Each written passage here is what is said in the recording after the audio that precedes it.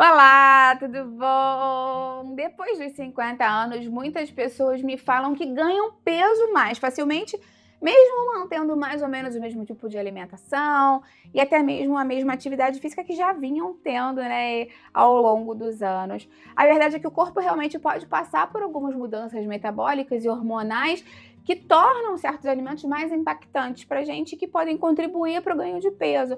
Hoje eu vou te falar qual desses alimentos é o menos indicado se você está querendo mais saúde, mais controle do peso e as melhores substituições que você pode fazer no seu dia a dia para ter melhores resultados. Você vai adorar esse vídeo, fica até o final que você não vai querer perder. Antes de começar, eu queria te perguntar se você se considera num peso saudável para você, se você está feliz com a sua imagem, com a sua saúde, e se não é o caso, quantos quilos você gostaria de perder? Escreve para mim aqui embaixo nos comentários, eu vou adorar ver o seu comentário.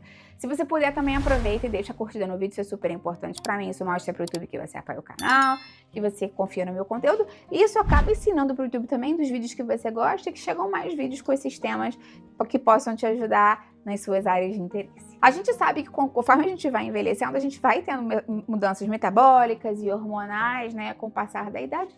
Isso é super natural, isso vai acontecer com todo mundo. Envelhecer é um privilégio, né? Mas tem algumas mudanças que vêm. A gente pode acabar tendo uma diminuição da massa muscular e pode vir a ter uma sarcopenia, né, em que você tem realmente maior perda de massa muscular. A gente pode ter alterações no nosso apetite, queda dessa sensibilidade metabólica, sensibilidade à insulina. Pode ter mais facilidade de acumular gordura nessa região aqui visceral, central, abdominal. Pode ter mais variações no cortisol, alterações de sono. E para as mulheres, então, ainda tem a questão da própria menopausa, né?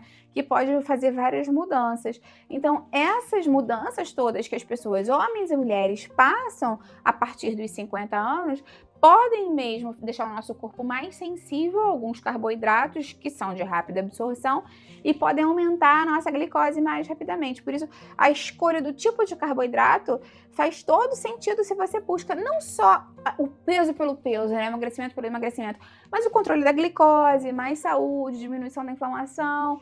Então vamos falar um pouquinho mais sobre isso. Quando a gente vai falar sobre o pior tipo de carboidrato, a gente tem que se apoiar no que a ciência diz pra gente, né?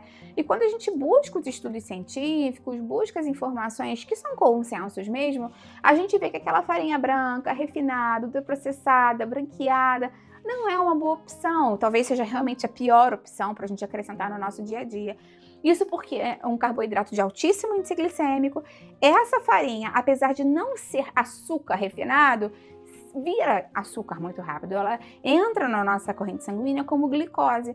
Ela se converte em glicose muito rápido, ela se quebra muito rapidinho e daí ela passa muito rápido do estômago para o intestino e do intestino para a corrente sanguínea.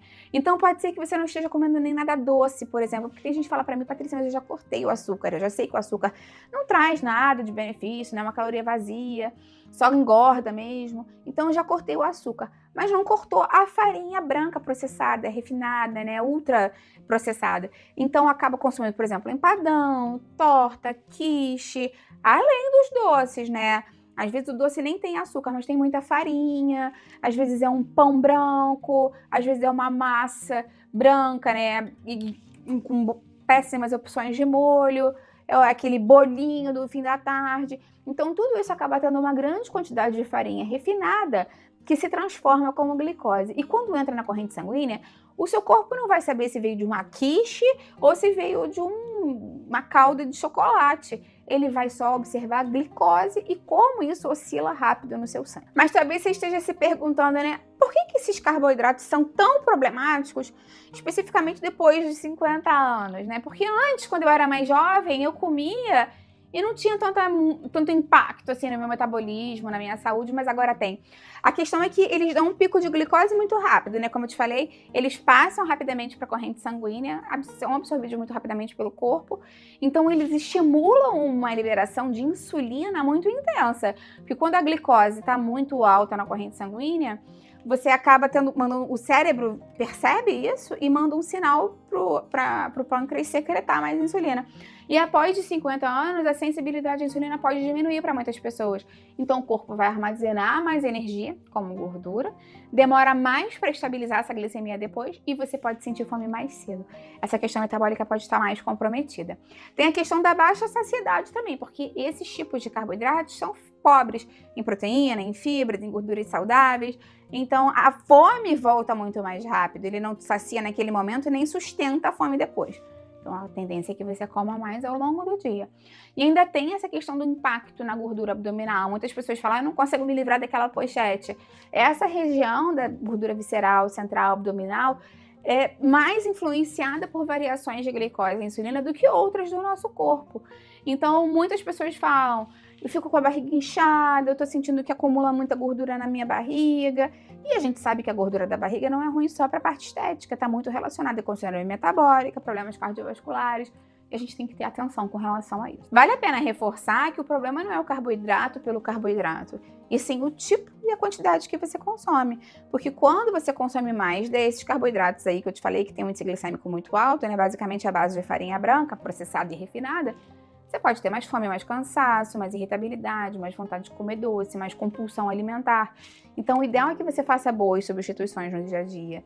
O ideal é você trocar o pão branco, por exemplo, por opções mais saudáveis, ou um pão realmente integral, feito com aveia.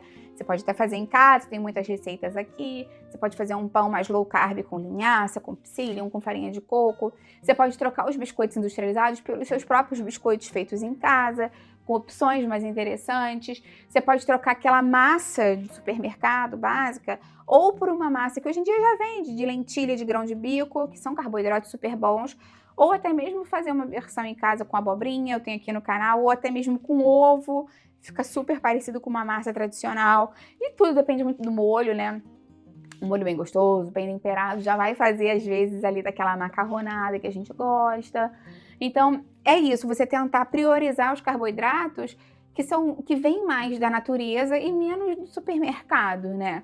Lembra também que boas opções podem ser a gente fazer sempre as comidas em casa, porque quando a gente compra industrializado, fica mais difícil. Às vezes a gente não consegue entender muito bem o rótulo também e acha que está comprando biscoito integral, mas na verdade a primeira coisa que vem é farinha branca, depois vem xarope de glicose, depois vem açúcar invertido, e aí o aveia mesmo é, sei lá, 3% do biscoito.